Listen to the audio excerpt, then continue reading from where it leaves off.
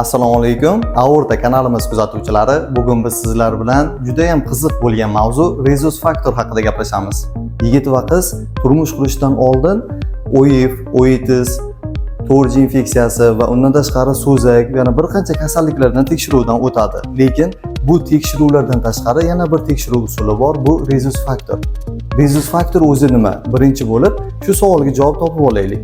Rhesus faktor bu qonda D antigenli, ya'ni eritrositlarning yuqori qavatida D antigenli oqsili mavjud bo'lsa, sizning Rhesus faktoringiz musbat bo'ladi. Agar sizda D antigenli oqsil mavjud bo'lmasa, sizning Rhesus faktoringiz manfiy bo'ladi. Ushbu rasmda nasldan naslga qon guruhi va Rhesus faktor o'tganligi ko'rsatilgan. Yaqinroq bilan ko'rsataylik. Qon quyish jarayonida Rhesus faktor ahamiyatli. Chunki manfiy rezusli insonga D antigenli qoni quyilsa, manfiy bo'lgan qon unga qarshi antitela ishlab chiqaradi va bu eritrositlarni o'ldirishiga, vayron qilishiga olib keladi. Shuning uchun Rhesus manfiyga mos keluvchi guruh qonini har qanday insonga quyish mumkin, lekin Rhesus musbatga mos keluvchi inson qonini faqatgina Rhesus musbat insonga quyish mumkin. E'tiborlisi shundaki, yer yuzida Rhesus manfiy qon guruhiga kiruvchi insonlar Rhesus musbatlariga qaraganda anchagina kam. Atiga 15-20% ni tashkil etadi.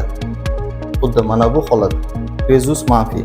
Endi mavzumizni asosiy qismiga o'tamiz. Yuqorida aytib o'tdik, oila qurishda Rhesus faktorining qanday aloqasi bor? Buni hozir tushuntirib o'taman. Agarda otaning Rhesus faktori musbat bo'ladigan bo'lsa, onaniki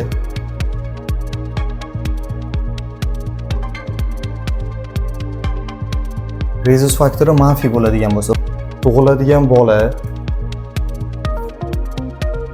Rhesus faktorini onadan emas, otadan oladigan bo'lsa, ya'ni bu holatda Rhesus musbat bo'lsa deylik. Endi qanday patologik holat bo'ladi? Bu holatda homila bo'ladigan bo'lsa, ona bolani o'zi uchun yot modda hisoblaydi va bu antigenga qarshi o'zida antitela ishlab chiqaradi. 3-5 oyligida homila tabiiy abort bo'lishi ham shu holatdagina homila tushish ehtimoli bor. Lekin bu teskari holat bo'ladigan bo'lsa, bunda bo'lmaydi. Faqatgina ona manfiy, ota musbat bo'lganda, qolgan holatlarda bir-biriga to'g'ri kelsin, Rhesus faktori musbat. Bu holatlarda hech qanaqa patologik holat kuzatilmaydi. Aytaylik, xuddi shu holat ham bo'ldi. Ya'ni ota Rhesus faktori musbat, onaniki Rhesus manfiy. Bu holatda oila qurgan bo'lsa ham vahima qilib yubormaymiz albatta. Buni doimiy ravishda o'sha poliklinikada nazorat qilinib turadi. Ya'ni homilada 12 haftalik bo'lishi bilan akusher ginekolog tomonidan doimiy nazorat olib boriladi. Akusher ginekolog jo'natadigani OIF, oitis, gepatit B va undan tashqari titr tekshiruvga ham jo'natadi. Titr tekshiruvi qonda, ya'ni bolaga nisbatan ona antitela ishlab chiqardimi, yo'qmi? Shu narsani tekshiradi va agar ko'tarilib ketgan bo'lsa nazoratga olinadi, bo'lmasa normal holat ham bo'lishi mumkin. Bu narsa birinchi homiladorlikda sezilmasligi ham mumkin, lekin keyingi ikkinchi va uchinchi homiladorlikda patologik holat bo'ladi. Chunki baribir organizm o'zi birinchi farzandda kurashib turgan bo'ladi. Keyinchalik esa baribir bu holat onani biroz qiynaydi. Aytaylik, qon ketishlar kuzatiladi onada va bola kattarib buyraklarni qisib qo'yishini hisobiga qo'shishning davlini ham orttirib olishi mumkin.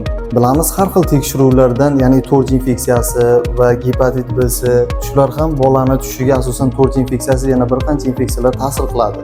Lekin bu, ya'ni Rhesus faktoriga hech kim e'tibor bermayotganligi uchun bu narsani eslatib o'taylik demoqchiman. Ya'ni sizda hech qanaqa infeksiya yoki boshqa kasallik bo'lmasdan turib, xuddi shu holat bo'lsa, sizda homilangiz tushib qolgan bo'lsa, shu narsani bir ko'zdan kechiring, ko'ring degan maqsad. Rhesus musbat bo'lish ehtimoli yuqori. Sababi Rhesus musbat dominant hisoblanadi. Shuning uchun ko'p holatda bola ham Rhesus musbat bo'lishi mumkin.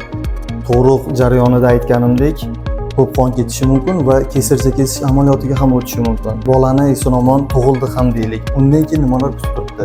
Fiziologik sariqlik bor. Ya'ni 27-28 kunda bolada sariqlik o'tib ketishi kerak. Buning sababi jigar o't yo'llari hali o'z funksiyasini bajara olmaydi. Xuddi shu holat o'zi fiziologik holatda 27-28 kunda, ya'ni o'tib ketishi kerak. Lekin bu patologik sariqlik deb ataladi. Patologik sariqlikda o'tib ketmaydi. Bunda chaqalog'imizda butun tanalarida, ya'ni sarg'ayishlar bo'ladi va ko'zlarida butun tanaga sariqlik tarqalgan bo'ladi.